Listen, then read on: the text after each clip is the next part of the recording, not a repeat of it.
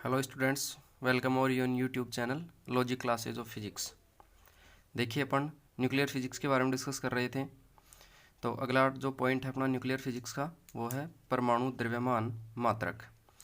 देखो, जो द्रव्यमान है उसको अपन जनरली किलोग्राम में मापते हैं, बट जो परमाणु है उसमें न्यूट्रॉन, इलेक्ट्रॉन, प्रोटॉन पाए जाते हैं। उनका द्रव्यमान बहुत कम होता है, इसलिए उनका द्रव्यमान मापने के लिए हम एक अलग ही मात्रक बना देते हैं जिसका मान बहुत कम होता है, जो बहुत छोटा मात्रक होता है द्रव्यमान का। उसको हम कहते हैं परमाणु द्रव्यमान मात्रक। मतलब द्रव्यमान का वो मात्रक जिससे अपन परमाणुओं का, इलेक्ट्रॉन, प्रोटॉन का द्रव्यमान मापते हैं। और ये जो है इसे एक AMU या एक U से रिप्रेजेंट करते हैं। और इसकी डेफिनेशन है कार्बन 12 C12 परमाणु के द्रव्यमान में उसकी न्यूक्लियॉन संख्या A, जिसका मान होता है 12, का भाग दे दिया जाए तो प्राप्त मान परमाणु द्रव्यमान मात्रक AMU कहलाता है। अर्थात एक AMU बराबर कार्बन 12 परमाणु का द्रव्यमान अपॉन द्रव्यमान संख्या। तो एक AMU कार्बन 12 परमाणु का द्रव्यमान होता है 1.9926 इंटू 10⁻12 26 kg अपॉन कार्बन की द्रव्यमान संख्या 12 का भाग दिया, तो एक AMU का मान मिलेगा हमें 1.66054 इंटू 10⁻27 kg। अब देखिए, यदि नाभिक के निर्माण के समय एक AMU द्रव्यमान की क्षति होती है, हमने डिस्कस किया था कि नाभिक का वास्तविक द्रव्यमान गणनाओं से प्राप्त द्रव्यमान से कम होता है। तो जो जितना द्रव्यमान कम होता है उसको अपन द्रव्यमान क्षति कहते हैं। द्रव्यमान क्षति अगर एक AMU के बराबर द्रव्यमान की क्षति होती है तो इससे कितनी ऊर्जा उत्सर्जित होगी, वो अपन आइंस्टीन के द्रव्यमान ऊर्जा समीकरण से ज्ञात कर सकते हैं। Delta EB equal to delta MC²। तो डेल्टा EB एक AMU से उत्सर्जित ऊर्जा, तो डेल्टा M का मान एक AMU इंटू C की वैल्यू 3 इंटू 10⁻8 स्क्वायर किया, कैलकुलेट किया, तो इसकी जो वैल्यू हमें मिलेगी वो मिलेगी delta EB equal to 931.5 mega electron volt. देखो, एक AMU से उत्सर्जित ऊर्जा 931.5 मेगा इलेक्ट्रॉन वोल्ट हमें मिलती है। ध्यान रखना स्टूडेंट्स, ये जो ऊर्जा है एक AMU से मिलने वाली वो है मेगा इलेक्ट्रॉन वोल्ट में। अर्थात एक AMU द्रव्यमान की क्षति होने पर 931.5 मेगा इलेक्ट्रॉन वोल्ट ऊर्जा उत्सर्जित होती है।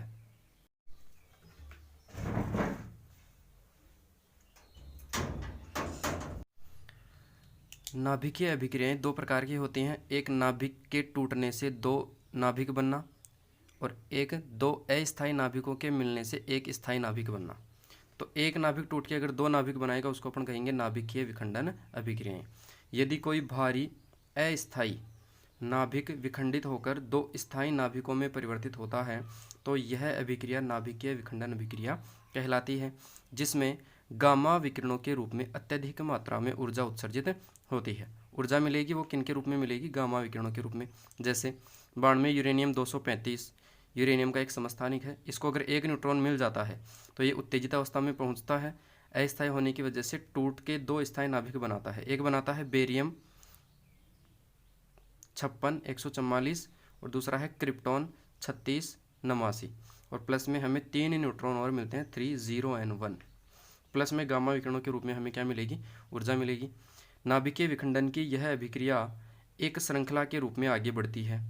देखो, यहाँ से 3 इलेक्ट्रॉन निकले हैं, ये 3 न्यूट्रॉन निकले हैं। ये 3 न्यूट्रॉन आगे जाके 3 नाभिकों का फिर से विखंडन करेंगे और अभिक्रिया आगे से आगे ऐसे निरंतर चलती रहेगी। तो ये श्रृंखला के रूप में आगे की ओर बढ़ती है। क्योंकि एक न्यूट्रॉन एक यूरेनियम नाभिक को विखंडित करता है तो उससे 3 न्यूट्रॉन उत्सर्जित होते हैं जो 3 नाभिकों का विखंडन करते हैं, जिससे 9 न्यूट्रॉन उत्सर्जित होंगे और इस प्रकार से आगे अभिक्रिया चलती रहेगी। नाभिकीय विखंडन ऊर्जा 200 मेगा इलेक्ट्रॉन वोल्ट कोटि की होती है। अब देखिए, नाभिकीय विखंडन को समझाने के लिए बोर और व्हीलर दो साइंटिस्ट थे। उन्होंने एक मॉडल प्रस्तुत किया जिसको कहते हैं द्रव बूंद मॉडल। और द्रव बूंद मॉडल में उन्होंने क्या समझाया है? देखिए, बोर तथा व्हीलर ने नाभिकीय विखंडन की व्याख्या की, जिसके अनुसार नाभिक को एक गोलाकार आवेशित द्रव बूंद माना जा सकता है। एक आवेशित द्रव बूंद माना जिसमें आंतरिक आकर्षण बल तथा कूलाम प्रतिकर्षण बल परस्पर संतुलन में रहते हैं। जब बाण में यूरेनियम 235 का भारी नाभिक एक न्यूट्रॉन अवशोषित करता है तो नाभिक की ऊर्जा बढ़ने के कारण नाभिक उत्तेजित अवस्था में पहुंच जाता है। यह उत्तेजन ऊर्जा लगभग 6.5 मेगा इलेक्ट्रॉन वोल्ट कोटि की होती है। उत्तेजन ऊर्जा के कारण नाभिक कंपन करने लगता है जिससे नाभिक का आकार डंबल आकृति का हो जाता है। डंबल आकृति में दोनों भागों के मध्य प्रतिकर्षण, क्योंकि दोनों पर पॉजिटिव चार्ज होगा तो दोनों में प्रतिकर्षण होगा और प्रतिकर्षण के कारण नाभिक दो भागों में टूट जाता है, अन्यथा गामा विकिरणों का उत्सर्जन कर पुनः मूल रूप में आ जाता है। पुनः मूल रूप में आ जाता है। देखो, बाण में यूरेनियम 235 को टूटने के लिए आवश्यक न्यूनतम ऊर्जा को क्रांतिक ऊर्जा कहते हैं। न्यूनतम ऊर्जा जितनी चाहिए उसको क्रांतिक ऊर्जा कहेंगे, और यूरेनियम के लिए इसका मान लगभग 5.3 मेगा इलेक्ट्रॉन वोल्ट होता है। देखो, बोरोल व्हीलर का जो मॉडल था उसमें उन्होंने इस प्रकार से समझाया है, ये नाभिक है जिसको गोल आवेशित बूंद माना है। ये अगर एक न्यूट्रॉन अवशोषित करता है तो नाभिक में उत्तेजित अवस्था में पहुंचेगा, जिससे ये कंपन करने लगेगा, और अगर इसकी ऊर्जा 5.3 मेगा इलेक्ट्रॉन वोल्ट क्रांतिक ऊर्जा से ज़्यादा है तो नाभिक किस आकृति में बदल जाएगा? डंबल आकृति में बदल जाएगा, और डंबल आकृति में बदलने के कारण इन दोनों भागों में प्रतिकर्षण होगा, और प्रतिकर्षण के कारण ये दोनों भाग टूटकर दो स्थायी नाभिकों का निर्माण करेंगे, तो ये बनेंगे उत्पाद नाभिक, और ये एक दूसरे के विपरीत दिशा में गति करेंगे क्योंकि ये संवेग संरक्षण नियम का पालन करेंगे। तो देखिए, नाभिकीय विखंडन की श्रृंखला अभिक्रिया। अब नाभिक में एक न्यूट्रॉन एक बाण में यूरेनियम 235 को विखंडित करेगा तो हमें साथ में कितने न्यूट्रॉन मिलेंगे? 3 न्यूट्रॉन मिलेंगे।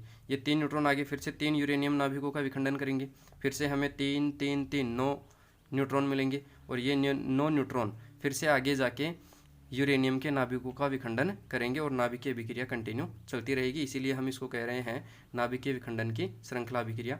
यदि कोई नाभिकीय विखंडन की अभिक्रिया एक बार प्रारंभ होने के पश्चात स्वतः ही निरंतर आगे की ओर बढ़ती रहे तो इसे नाभिकीय विखंडन की श्रृंखला अभिक्रिया कहते हैं, जो एक श्रृंखला के रूप में आगे की ओर बढ़ती रहती है। इस प्रकार से आगे की ओर श्रृंखला के रूप में बढ़ती रहेगी। नाभिकीय विखंडन की इस अभिक्रिया में उत्सर्जित वे न्यूट्रॉन जो आगे चलकर नाभिक का विखंडन करते हैं सक्रिय न्यूट्रॉन कहलाते हैं। देखिए, ये यहाँ से जो हमें न्यूट्रॉन मिल रहे हैं, जरूरी नहीं है ये सारे ही न्यूट्रॉन नाभिकों का विखंडन करें। जो न्यूट्रॉन नाभिक का विखंडन करेंगे इनमें से, उनको हम कहेंगे सक्रिय न्यूट्रॉन। इन सक्रिय न्यूट्रॉनों के आधार पर श्रृंखला अभिक्रिया के वेग को न्यूट्रॉन गुणन गुणांक या पुनरुत्पादन गुणांक के द्वारा परिभाषित किया जाता है।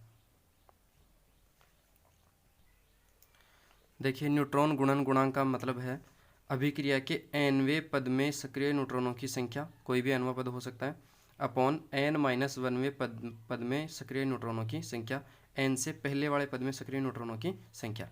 इस न्यूट्रॉन गुणन गुणांक k से अभिक्रिया के वेग को निम्न प्रकार परिभाषित कर सकते हैं। देखो, केस फर्स्ट है इसका, अगर k का मान 1 से ज़्यादा हो, इस स्थिति में देखो k का मान 1 से ज़्यादा होगा तो यहाँ nवें पद में न्यूट्रॉनों की संख्या ज़्यादा होगी, n-1वें पद में न्यूट्रॉनों की संख्या कम, मतलब सक्रिय न्यूट्रॉन बढ़ रहे हैं। और सक्रिय न्यूट्रॉन बढ़ेंगे तो अभिक्रिया का वेग प्रतिपद बढ़ता है, क्योंकि प्रतिपद सक्रिय न्यूट्रॉनों की संख्या बढ़ती है तथा अभिक्रिया श्रृंखला अभिक्रिया बनी रहती है, जिससे अनियंत्रित श्रृंखला अभिक्रिया कहते हैं। इसका प्रयोग परमाणु बम बनाने में किया जाता है, अनियंत्रित श्रृंखला अभिक्रिया का। सेकंड केस है, यदि k = 1 हो, इस स्थिति में अभिक्रिया के प्रत्येक पद में सक्रिय न्यूट्रॉनों की संख्या समान रहती है, इसलिए अभिक्रिया नियत वेग से आगे की ओर बढ़ती है तथा श्रृंखला अभिक्रिया बनी रहती है, जिससे नियंत्रित श्रृंखला अभिक्रिया कहते हैं। इसका उपयोग नाभिकीय भट्टी में किया जाता है। नियंत्रित श्रृंखला अभिक्रिया का उपयोग नाभिकीय भट्टी में किया जाता है, जिसके लिए k का मान 1 होता है। केस थर्ड देखिए आगे, यदि k<1 हो, इस स्थिति में सक्रिय न्यूट्रॉनों की संख्या प्रतिपद घटती है, जिससे अभिक्रिया का वेग घटने के कारण अभिक्रिया स्वतः ही बंद हो जाती है। ऐसा न्यूट्रॉनों के क्षरण के कारण होता है।